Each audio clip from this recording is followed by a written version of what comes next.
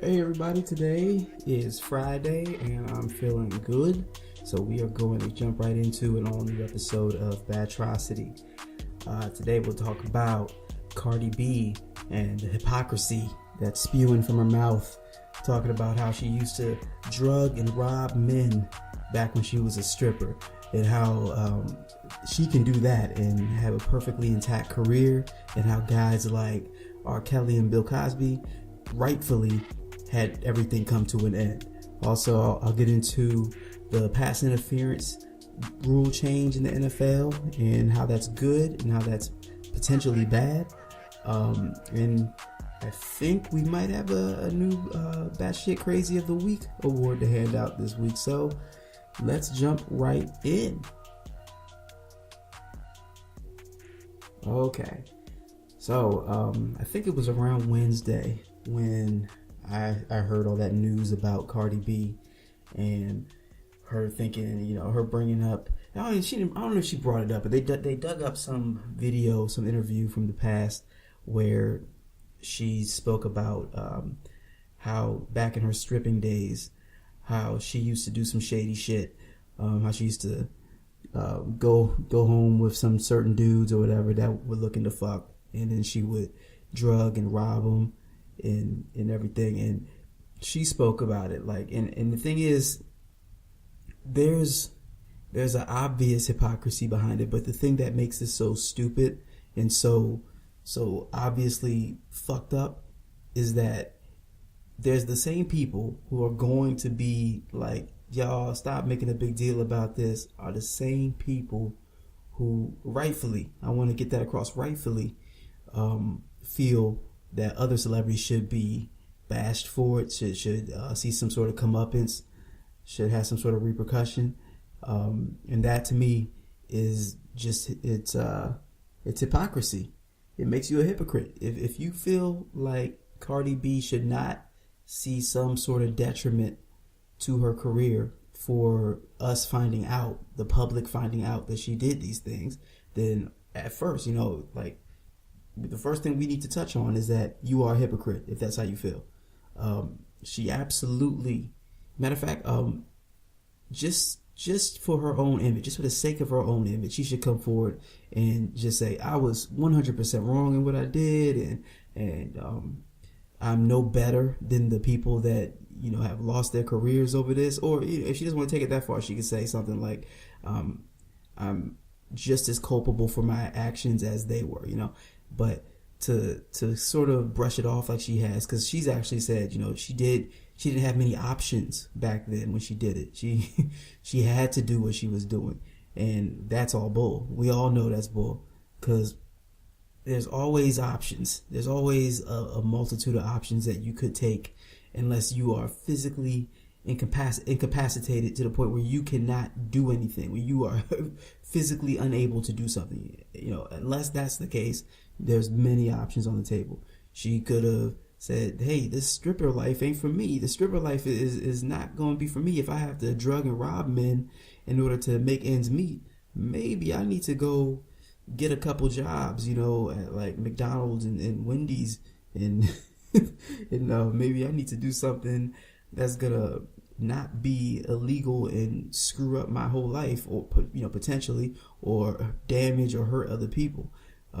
But no, that's not the route she went. And like I said, that was her choice, But to frame it like you had nothing else you could do, come on, don't bullshit me like that. You're not a victim here. You made your decisions.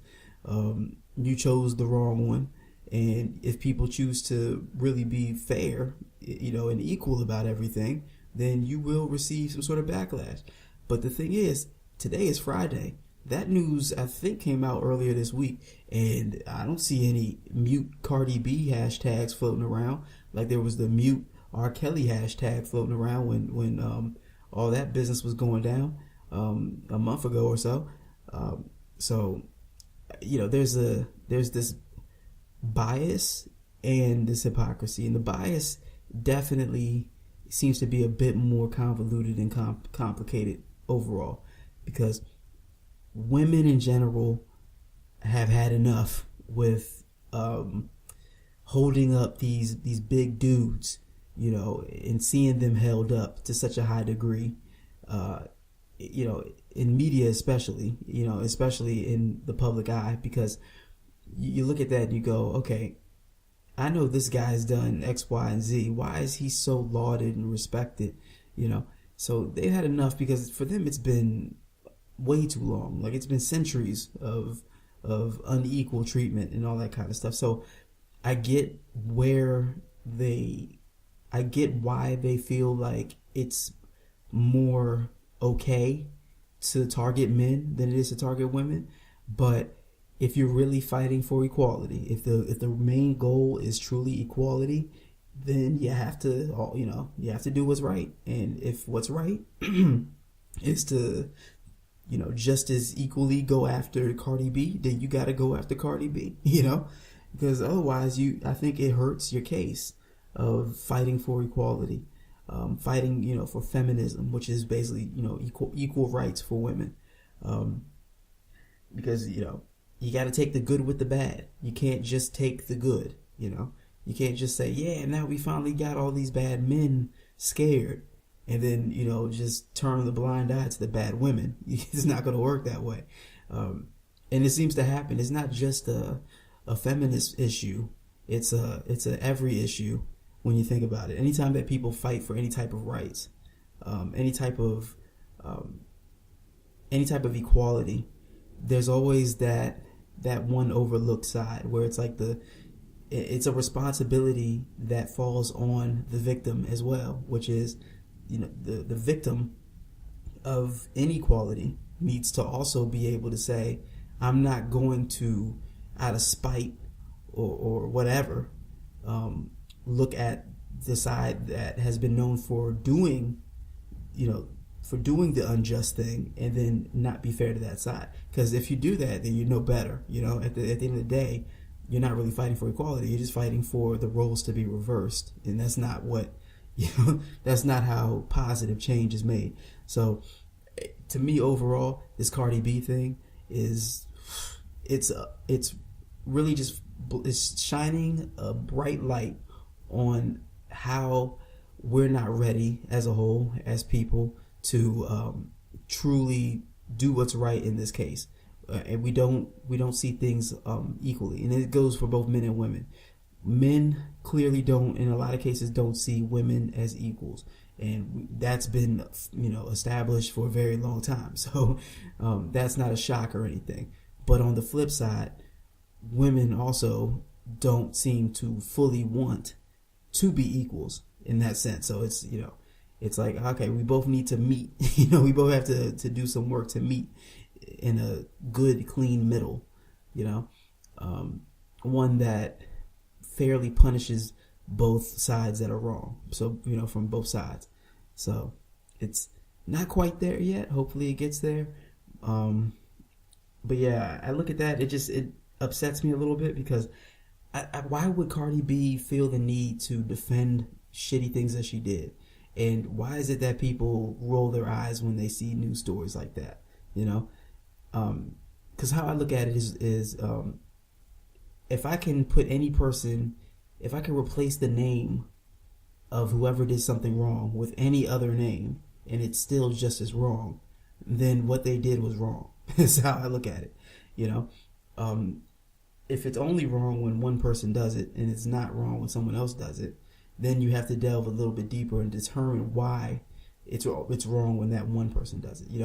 But this is a case of what Cardi B did was wrong, and if I replaced her name with a male rapper, if I said, gosh, I can't even think of anyone because I don't listen to modern shit, but if it was like a 2 Chainz thing or something, I don't know, or it was a Kendrick Lamar who did this, I would expect his career to be over. If Kendrick Lamar got on an interview and said, yeah, I used to drug and rob women all the time, I would expect that to be curtains for his career, in today's climate. So what's wrong for a man should be wrong for a woman as well when it comes to these types of issues, common negative things, common crime,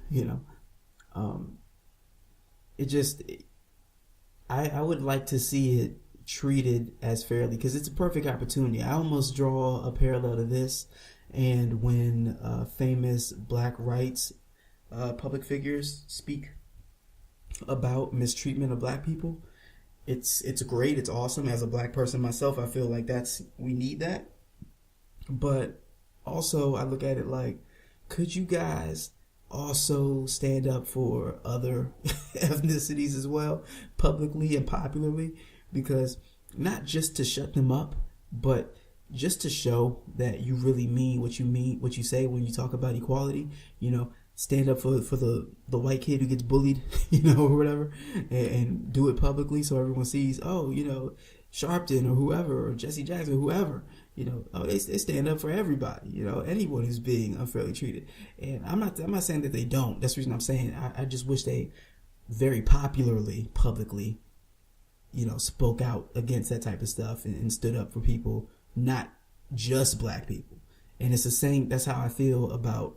Similarly, how I feel about all this. It's like, don't just fight for equality for women. Fight for equality for everybody, because clearly this is a perfect example of how, equality doesn't just mean I get what you get and we're all happy. That's not what equality means, in my opinion. Equal rights. Equality really means that on both good and bad, everything is fair. So, any perks that you get, I get, but at the same time, any punishment that you get for doing something, I get as well. So that's, it's a whole thing. It's much deeper than just, I want what you want, which is unfortunate, because I feel like that's such the major message that's passed around. That's such the most popular message that's spread when people talk about equality. They're just talking about rights. They're not talking about punishments. They're not talking about repercussions and consequences. They're not talking about they're not talking about responsibility, and that is really an unfortunate side of it all, is that we're not quite there yet. We're still very much blinded by what we don't get rather than what we deserve, So, yeah, I look at it like, all these people who I don't know if they rushed to Cardi's defense. Actually, I was online. I was in the comment section, which is something you never do, but I do it all the time because I just need that fix. I need to just read what other people are thinking and then, click a like button or something. That's me. I love it. And there's this dude who was just defending Cardi B left and right. And I mean, in the thread that he started, just people coming after him, man, just ripping him apart, trying to both educate him and bash him at the same time. It was a spectacle. But the thing that impressed me the most was that even though I agreed with all the people who were against this dude, I was very impressed with just how much he stood up for Cardi B. I was like, damn, are you on her payroll? He was really trying. Like, he was like, yeah, but I don't see how that's a big deal. That's not that, blah, blah, blah. And I'm just like, man, how could you be that blinded by a celebrity? Like, this person can do no wrong and all that kind of stuff. But I don't see the point of, like, and there was a lot of people who did that for Michael Jackson. There was a lot of, oh my gosh, there's still people doing that for R. Kelly, and it just astounds me because, like, I've said on this podcast before, there's enough history behind guys like R. Kelly and Michael Jackson, where even if they were 100% innocent, they still wouldn't be 100% innocent in my mind because of a lot of their history. So I can't understand the mindset of somebody. I don't understand the perspective of somebody who's just stands up for someone who's made so many bad decisions that should really raise an eyebrow or two. So all those people standing up for Cardi B, just stop it. You know what I mean? Just stop it. You know why? Because she openly admitted to what she did, and what she did was wrong. And the reason why she admitted it and framed it as a bad thing that she had to do, a necessary evil, was because she knows she was wrong. So what's the point in standing up for it? Why is it that, at all costs, your favorite person has to be innocent? No, she's human, and I don't know fully where I stand on someone's career needing to be destroyed for the things they did in the past, But I do think that they definitely need to see some sort of repercussion for it. So, um, I I stand as someone who feels like, hey, if whatever the worst case scenario is for you, you had it coming. That's how I stand, and that's how I look at it. It's whether you see it as fair, whether I see it as fair. If it's in response to something bad that you did, then you had it coming. Um, and it's, I know it's not perfect.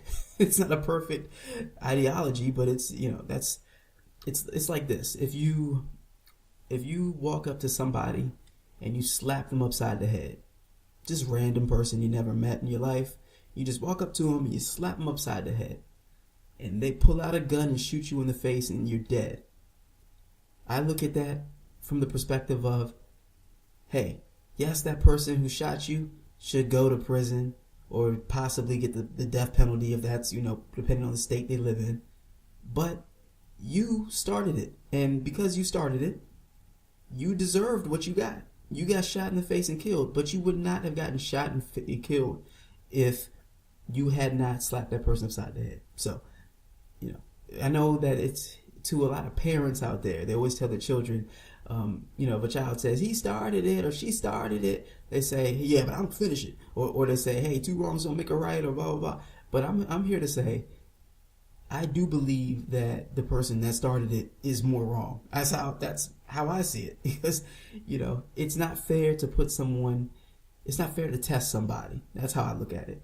If somebody is behaving properly and you test them and they respond in a way that you don't like, then you were wrong for testing them. That's how I look at it. You shouldn't have done something. You should not have provoked them, So, yeah. I mean, at the end of the day, that's how I see it. How did I get on this fucking subject? I don't even know. But yeah, I think of those people who adamantly stand up for celebrities that they'll never meet, celebrities that'll never know them. I feel like, yeah, they're just blinded by the celebrity status. They're not really thinking rationally. They're not thinking about if this was just a story about an average Joe. They need to look at it that way. Because celebrities are just humans at the end of the day.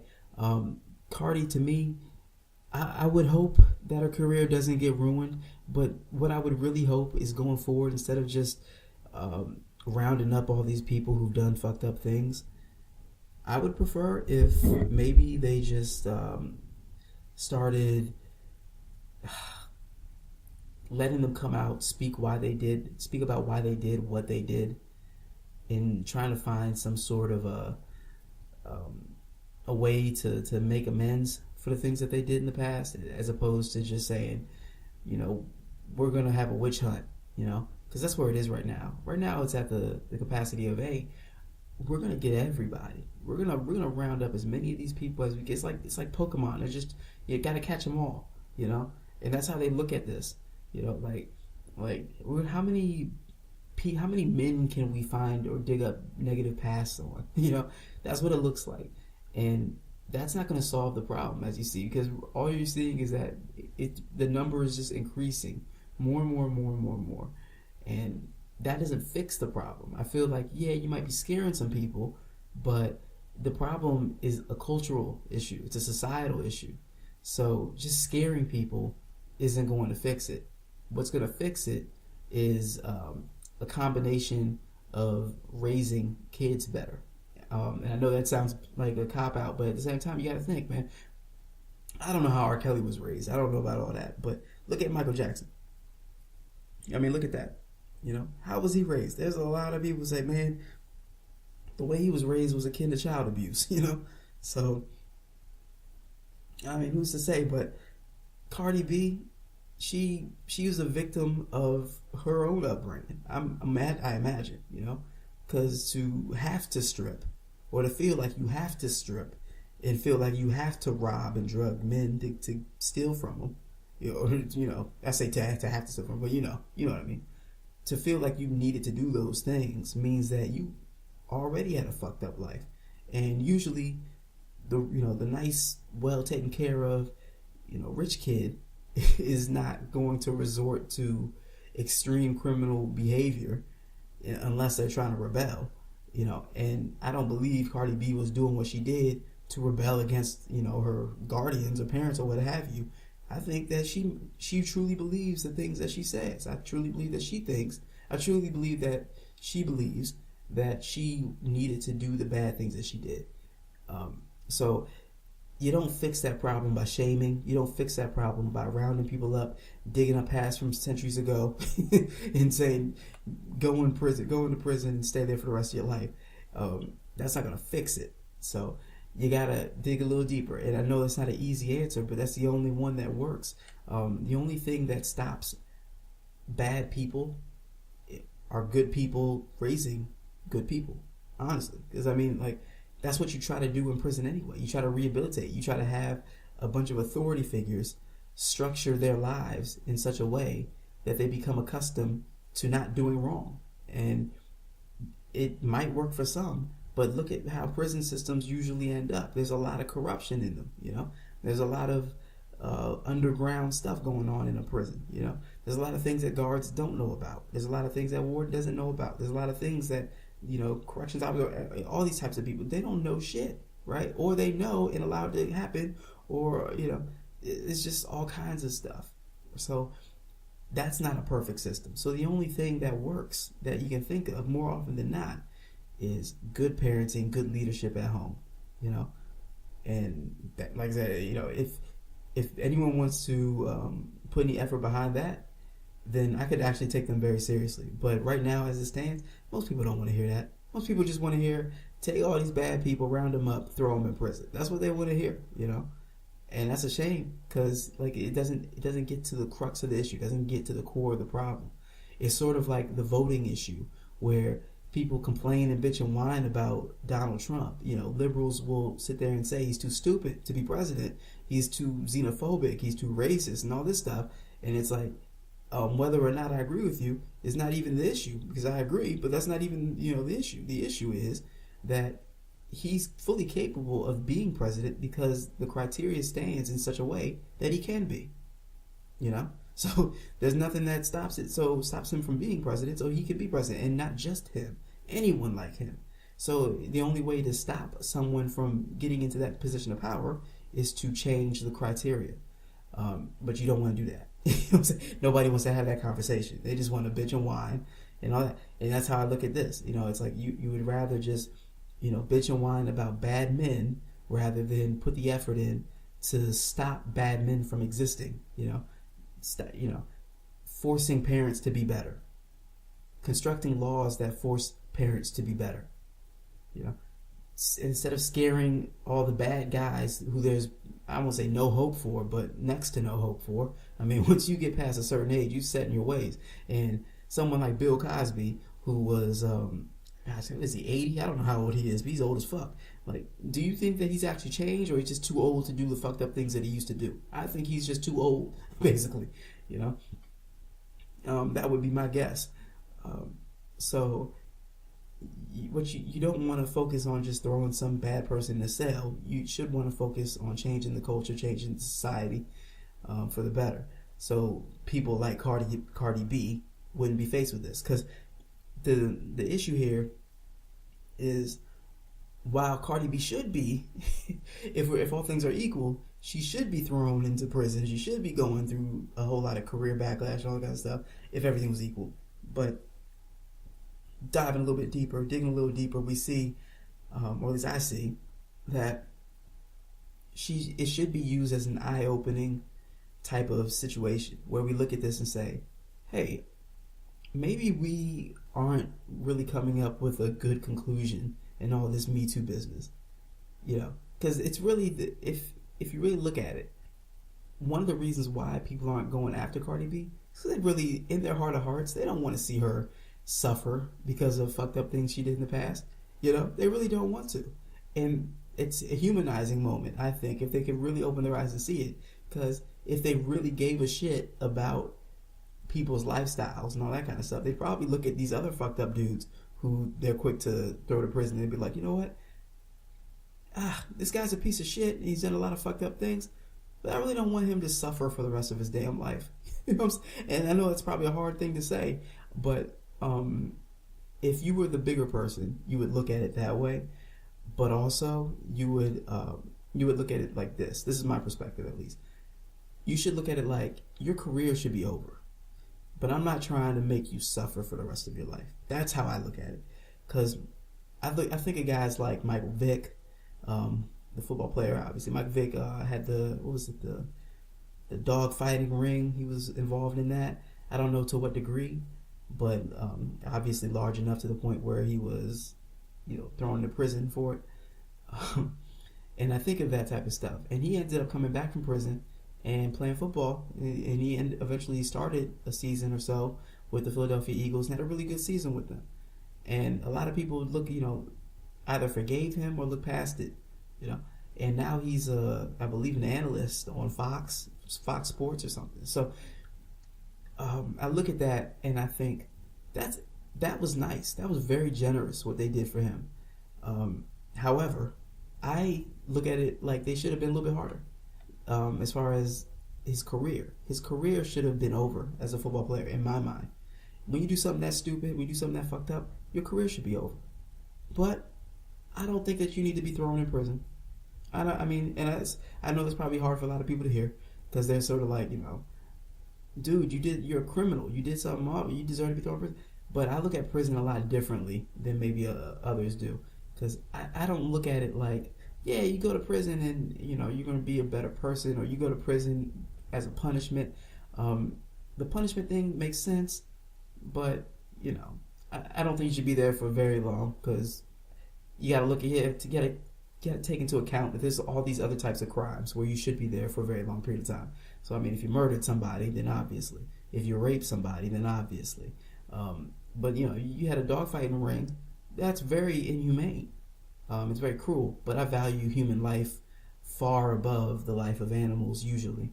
I say usually because I'm sure there's a few people out there that I'd be like, nah, I like my pet more than you. My pet means more to me than you'll ever mean to me. But yeah. So when I look at the whole Cardi situation, I think there's a lot of work to be done. But we should look at it and evaluate why we don't want her to be severely punished for it, and why we want other guys to be severely punished for it. For the same types of things. Because I'm gonna tell you right now, had they found out like a Chris Brown or somebody did this, they'd be like, hold up now, lock him up, throw away the key, don't even think twice, brother. Your ass gone for a long time. Don't even think about freedom. If I even scan your brain and sense the word freedom, you going underground. So yeah. So there's been confirmation that there's going to be a rule change in the NFL where now pass interference calls will be reviewable, and this is one of those types of changes where it's like you had to see this one coming probably years ago, that eventually this would happen. And it's a good thing in so many ways, but it's also one of those things that could really slow the game down and make it a pain in the ass. And there's a lot of those already in the NFL as it is. There's a lot of issues. There's a lot of time-based issues. There's commercial breaks. There's, how long it takes to clear the field for stupid shit, and halftime and 2-minute warnings, and all the time it takes to after you score a touchdown to kick the extra point, and you're going to kick off and it's a lot of there's a lot of things where it's not. Because think about it, everyone wants to watch football for the offense and defensive aspects of it. Not really not as much for the special teams, and not at all for the commercials. So, and also not all the stoppages for penalties and all that stuff, obviously. So by increasing the amount of time that you're going to spend on reviewing pass interference calls, no. So that could be a pain. That's almost obviously going to be a pain in the ass.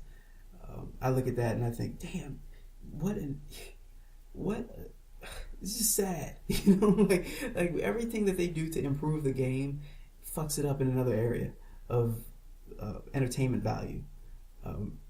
It's just, that's how it is. Like, let's think about it. When they move the starting point of this, like whenever you start the downs, they moved, I think it was originally at the 20-yard line, then they made it the 25-yard line when you start down. So, and it's like, dude, after kickoff or whenever there's a touchback, the touchback is now at like the 25. I think it's a 25. And it's like, why? And of course the reason was because we want to make it easier for the offense. To make it easier for the offense, then that means, hey, more scoring potentially, right? And more scoring means more people are watching, and more people watching means better ratings, and better ratings means, more money from advertisers and all that crap. So it's like this whole proven formula. Like there's a science to everything the NFL does. So it's hard to argue with it because there's probably like a freaking ton of logic that you'll never even think about with all the teams and all the research they do. So I get it, but as a viewer, it just sucks because what's going to end up happening in cases like that. They also made the changes. Oh my gosh, they've been protecting quarterbacks. Remember that for the last few years. So now if you breathe on a quarterback, it's a roughing the passer type situation. It's so bad. And I know it sounds like those old heads who just complain that they're just shackling the defense, but it's true. It's true. Defense can't do but so much at all. Like, it's ridiculous. It's like, why even play defense at this point? You're better off just stretching your arms out and just running forward. Because it's like pretty much the only way that you can legally do anything as a defensive player now. If you wrap them up, you can be doing something illegal, and it's sad because you got all these kids who are taught how to play football, and every year now it seems like they're changing up rules that are key and essential to what these kids are being taught.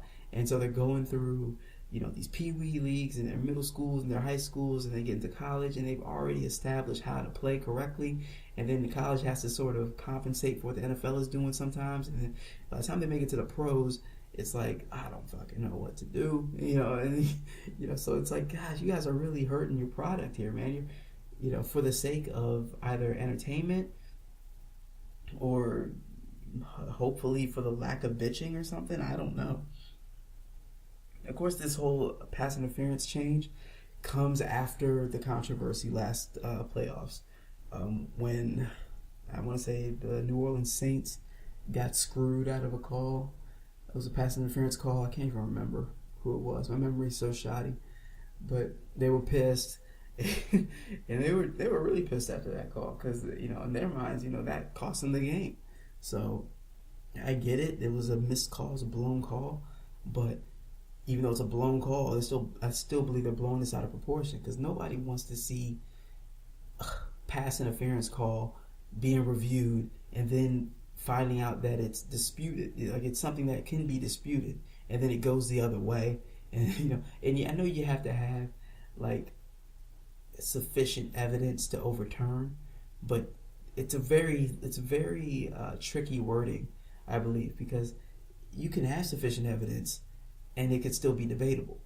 So you can still see something that makes you feel like it's enough to overturn, but yet what you still saw was something that could go either way.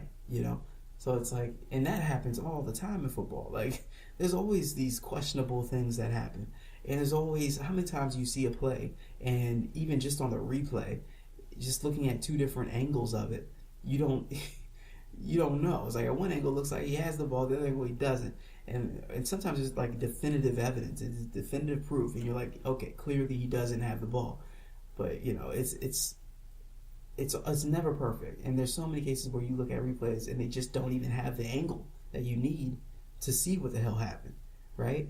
And I get it, it does allow for a more accurate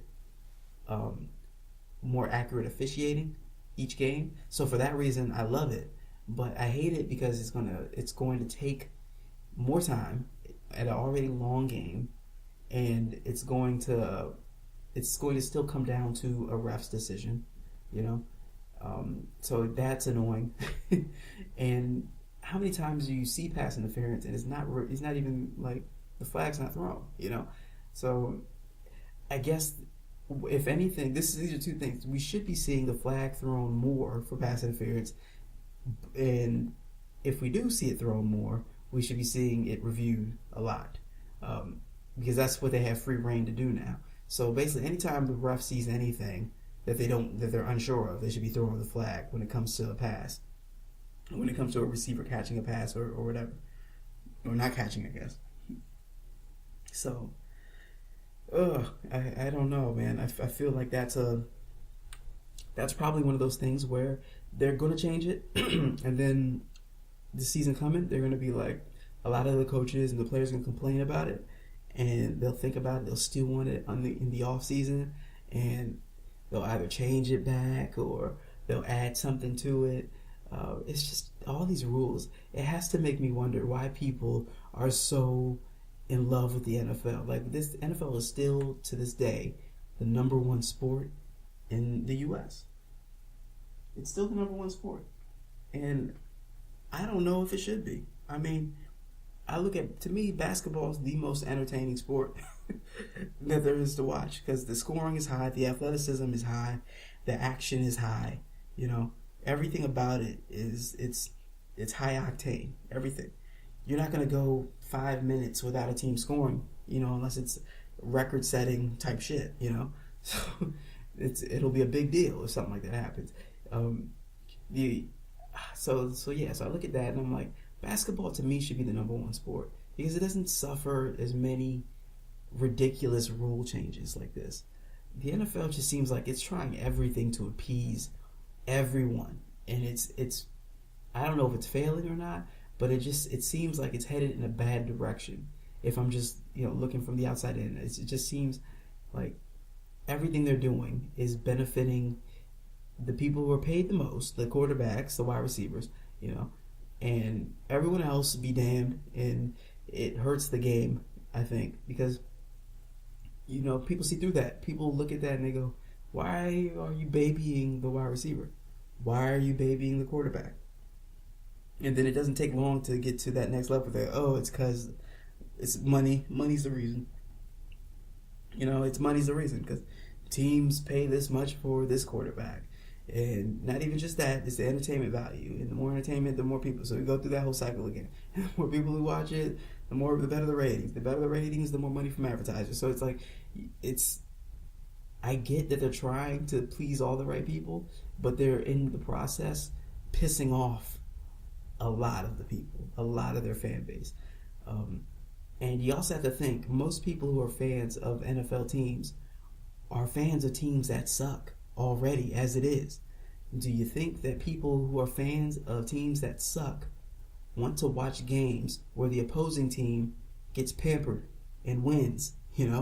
No, they don't want to watch that. So what I would be concerned about is that fans of shitty teams who are loyal and have been loyal for decades will eventually say, fuck it, I don't need to watch this game that badly. I'll just, flip in here or there or something like that, or I'll watch the end, or I'll check the score on my phone and things like that. So the more you do to pamper certain players, the more you piss off a huge portion of your fan base, a huge portion of your customer. So it's one of those toss-ups. You can't really look at it and say this is 100% the perfect thing to do. I do think that this will be the thing, though. The continuance of rules changes is going to be the thing that will eventually get people to watch a different sport more than the NFL. I think this is the precursor of it all, because it's been happening. You've seen it, like whether it's from the NFL getting a bad rap in the media because of CTE, whether it's because of the kneeling fiasco or whatever you want to call it. What have you, whatever it is, whether it's babying players, whether it's players who are criminals doing bad things, so I mean, whatever the case may be, I think the thing that'll really set it over the edge is going to be all these rules changes, because it's changing the way the game feels and looks, and in the way the game is enjoyed, and it's making it more difficult for defensive players who are stars in their own right.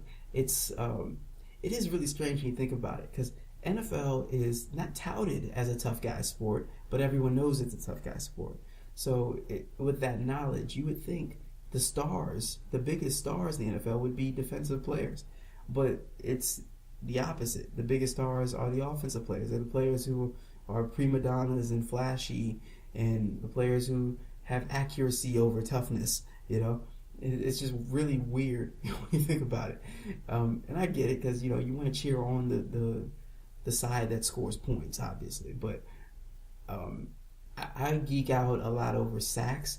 But when you look at somebody getting a sack now, the NFL's so fucked up that every time someone gets sacked, you're like, oh shit, just make sure you sacked him perfectly correctly. You didn't hit him above the chest anywhere, and you didn't fall on top of the guy when you tackled him, and all this other shit. You didn't bring him down. You make sure you bring him down gently, all this kind of stuff.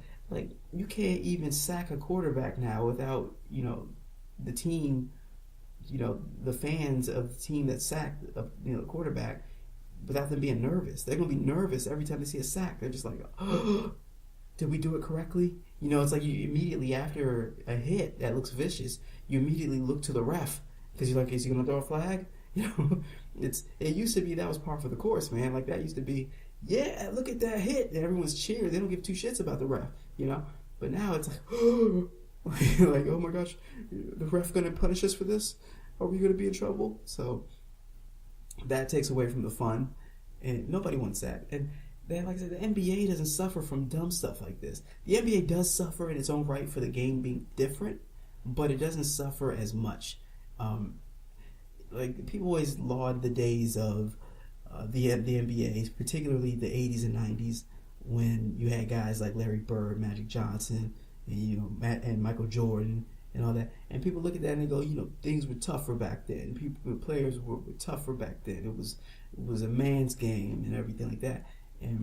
But the thing is, even with it not being the way it was back then, people really respect the fact that the offense has changed drastically to the point where it's so impressive, where take your mediocre offensive player of today's generation and put him in the 80s, and he's going to look like an otherworldly person, But yeah, the defense was different, so I get that. But for whatever reason, it doesn't suffer as much. It just seems like the NBA does a better job controlling people's expectations and doing a good job not bending to all the wrong people, basically. Because right now, the only reason why the NBA is so different for the most part is because players have changed. And I know a lot of people look at the rules may be different, but it's not necessarily that. I think players just put so much focus on offense that eventually that's what became the most important thing, was being able to have a great handle, be able to shoot jumpers, be able to have that fadeaway, be able to drive to the hoop and do reverse layups and things like that. Like, all that stuff became cooler, than the whole thing, the whole aspect. Like, strapping up on somebody on defense, all that stuff. Like, defense is not heavily, it's not cool. It is not something that people look at like, I want to be the greatest defender of all time. Most people don't think that. Most kids don't think that way, which is why it's easier to sell them on offense. And that's the reason why, like, not even just in the NBA is offense better, but in the NFL, offense is much better nowadays. You see a guy like Patrick Mahomes and the type of season that he's had, and you're like, that would not have happened in the 80s. Like, that's not what, Dan Marino would love to have a whole bunch of seasons that look like that, So, and it's not because he wasn't capable of doing it. It's just that wasn't where it was. That's not what offenses were. They evolve. Everything, the style of gameplay evolves. But in doing so, you have to make sure that you're not alienating the fan base and you're not pissing people off to the point, especially people who are like the players.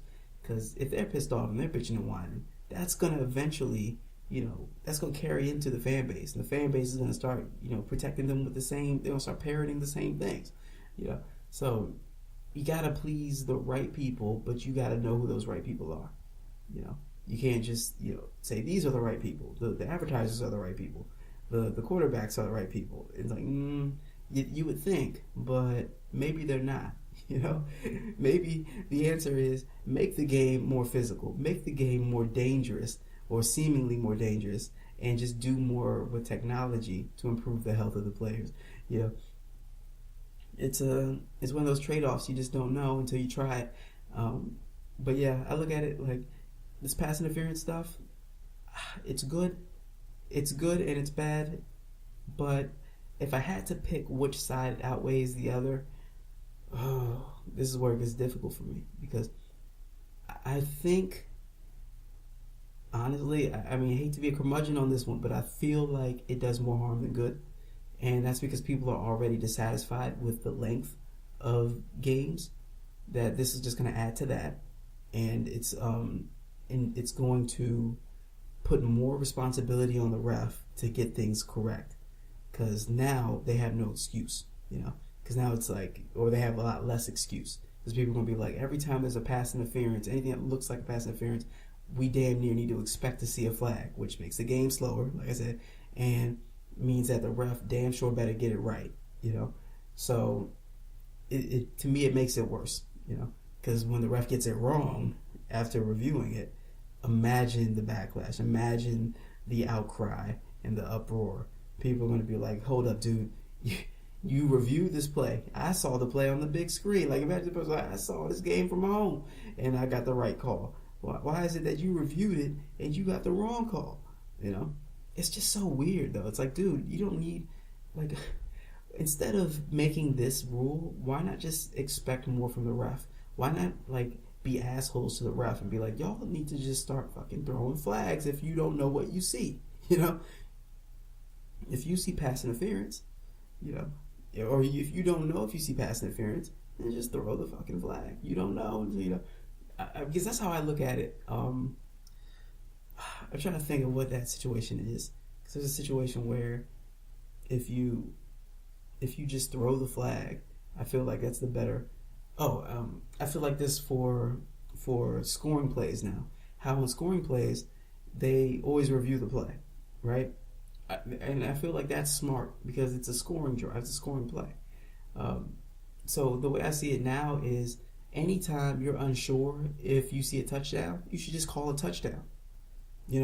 Anytime that you see what may be a touchdown, just say it's a touchdown. Because touchdown, all scoring plays are reviewable, right? So you got to take the rules that already exist and use them to your advantage so you get the right call. And that's how I see this whole pass interference thing, how it should be done, how it should have been done, is you should look at it. If you're unsure if it's a pass interference, then you should just call pass interference, or whatever. Or and the reason why I think that is because if you just say, hey, it's pass interference, instead of having to review it, you put the responsibility on the coach. Now the coach usually has, unless you're just a shitty ref and you're just calling everything wrong, the coach usually has the ability to challenge. He hasn't used it yet. So that gives you that opportunity to say, okay, now we'll review it and blah, blah, blah. But in the case of what happened to the New Orleans Saints, they didn't throw the flag. So, the issue was the ref didn't throw the flag. So I look at this situation like, saying, hey, every pass interference call is reviewable is not really fixing that problem. The problem is the ref needs to just say, if I don't know what I saw, I'm going to throw the fucking flag. That makes more sense to me. But yeah, this will probably end up pissing off a lot of people, and it'll be its own thing, and that's fine. But more things to complain about. It's always fun, I guess, to some degree, to complain. That's a huge part of my sports life, is complaining about my shitty team. So I totally understand from that perspective the importance of bitching and whining. Okay. So today, this week's Batshit Crazy Award, it goes out to a man in Florida.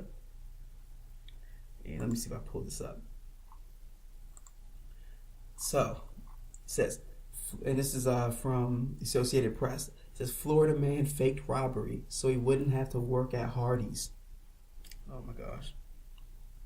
Let's talk about this dude.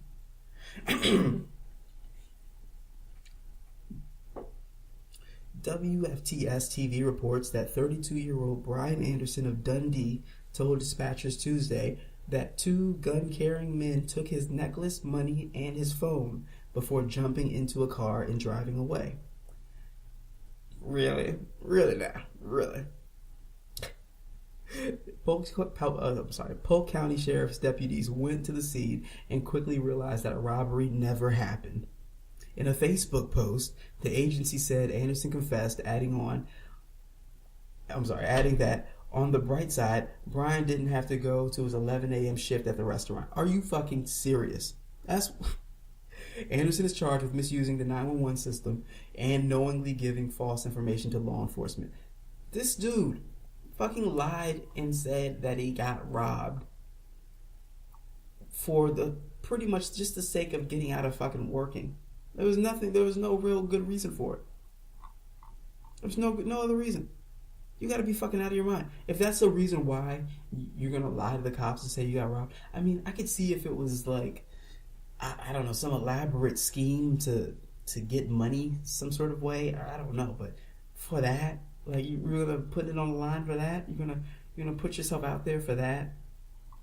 Brian Anderson, dude, Mr. Anderson, seriously. Dude, this is where you need an Agent Smith ass whooping when dudes like this Mr. Anderson fuck up to the point where they do stupid shit, crazy shit, things that it's just unspeakable. Why would you do that? Yeah, I'm sure that he went home eventually and was like, that was the dumbest thing I ever did. That was the dumbest thing. And unfortunately, my name's out there. I picture my mugshots there. Hopefully this will, oh my gosh, I'm looking at this mugshot right now. If this motherfucker don't look like, nah, don't get me started. Don't get me started. But anyway, Brian Anderson of Dundee, Mr. Florida Man, you have been awarded the Batshit Crazy of the Week award. Take it, shine it. It might be the biggest accomplishment of your life. If so, good for you. I would say, go back to your Hardee's job and maybe appreciate it a bit more, but I don't know. I would imagine they fired you after that. I don't know. But regardless, this is your moment. Enjoy it. And I wish you the best in your future endeavors. Anyway, guys, that's it for today. That's it for this week. I will see you guys next week. Have a great weekend. Bye.